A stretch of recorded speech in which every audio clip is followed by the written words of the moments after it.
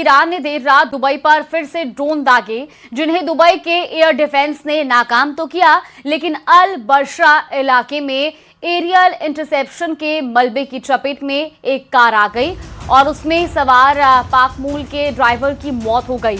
UAE की तरफ से इसकी पुष्टि कर दी गई है। तो दूसरी तरफ ईरानी ड्रोन ने दुबई के मशहूर मरीना टावर को भी निशाना बनाने की कोशिश की, जिसे नाकाम कर दिया गया।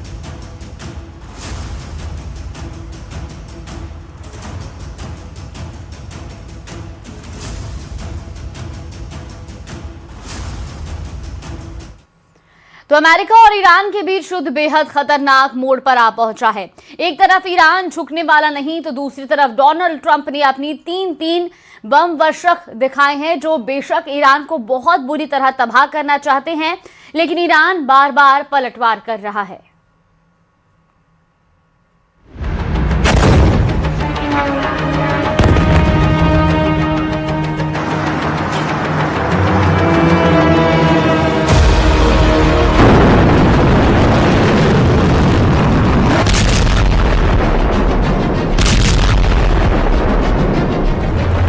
इस युद्ध में ईरान ने मैसेज दे दिया है। ईरान का मैसेज बहुत लाउड एंड क्लियर है। ईरान अपने दुश्मनों को बहुत मारेगा और ईरान अपने दुश्मनों को रोने भी नहीं देगा। आसमान में टिमटिमाती हुई मिसाइल देखिए, ये सऊदी अरब का प्रिंस सलमान एयरबेस है। और फिर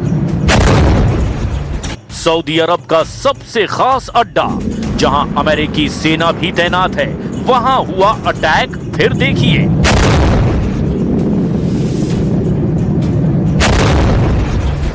दुबई एयरपोर्ट पर हुआ हमला। कामिकाज़े ड्रोन ने हवाई अड्डे पर एक हैंगर के पास किया ब्लास्ट। इस धुएं में इतनी ताकत है कि हर खाड़ी देश में टनों वजन का खौफ पैदा कर सकता है। अमेरिका और इजरायली हमलों को लगातार जवाब दे रहा है ईरान, और अब उसने ऐसा फैसला किया है जिसने खाड़ी देशों को राहत पहुंचाने की बजाय वहां बहुत ज्यादा बेचैनी पैदा कर दी है।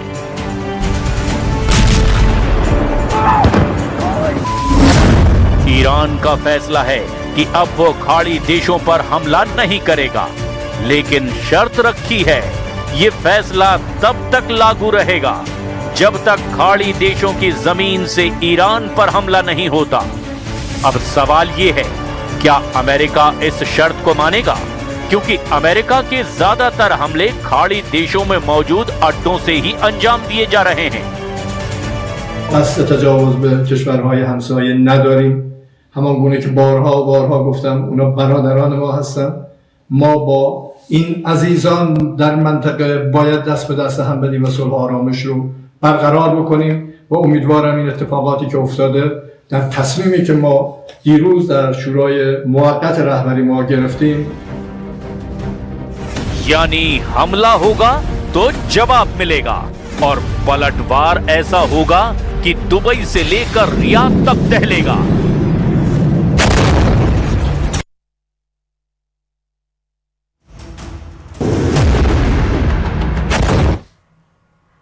और अब आपको बड़ी खबर बता रही, इजराइल के वॉर जोन से इकलौते भारतीय चैनल न्यूज 18 की सबसे सटीक रिपोर्टिंग जारी है। युद्ध के बीच इजराइल में काम कर रहे भारतीय नागरिक ईरानी हमलों के दौरान कैसे अपनी जान बचा रहे हैं, देखिए रिफत अब्दुल्ला की ग्राउंड रिपोर्ट। जब यहाँ पे सायरन बजती है तो लोग अंडरग्राउंड जाते हैं। हालांकि अभी सायरन की जो टाइमिंग होती है वो बताते हैं कि उसके बाद कब तक अंडरग्राउंड बंकर में रहना है, या हम जिसे कहते हैं यहाँ बॉम्ब शेल्टर। तो अभी लोग निकलने लगे, देख सकते हैं कुछ गाड़ियाँ चल रही, लेकिन थोड़ी देर पहले जो है जब सायरन बजी तो सब सन्नाटा छाया रहा यहाँ पे।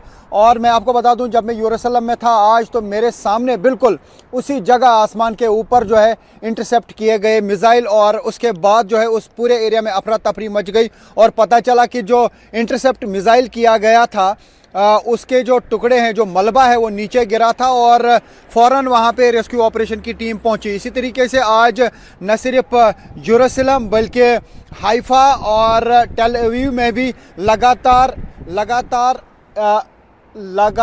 ये आप देख सकते हैं, लगातार जो है यहाँ पे आसमान में जो है ये रॉकेट्स बरसाए जा रहे हैं, मिसाइल्स बरसाए जा रहे हैं ईरान की तरफ से। हालांकि काफ़ी सारे रॉकेट्स और ये जो मिसाइल्स हैं उनको इंटरसेप्ट किया जाता है, लेकिन ये जो आप छाप देख रहे हैं बीच में, अभी थोड़ी देर बाद इसी स्पॉट पे जो है ये धमाके की आवाज़ आई और ये हमने देखा कि इस तरीके से इसका ये आकार बन गया। तो लगातार ये जो कोशिश यहाँ पे ईरान की है वो इसराइल को दहलाने की है और ये सिलसिला जारी है। और दूसरी तरफ से हिजबुल्लाह भी कोशिश करता है कि वो इसराइल पे लगातार अटैक करे और अभी हम यहाँ पे यही देख पा रहे हैं कि यहाँ लगातार जो है अलर्ट बढ़ता जा रहा है। हालांकि सन्नाटा है यहाँ पे, ये कहा जा सकता है सब कुछ बंद है, एयरपोर्ट लगातार बंद है। और अगर पूरे मिडल ईस्ट की बात करें, पूरा मिडल ईस्ट जो है वो इसकी लपेट में आ चुका है और पूरे मिडल ईस्ट में आजकल हालात ख़राब हैं।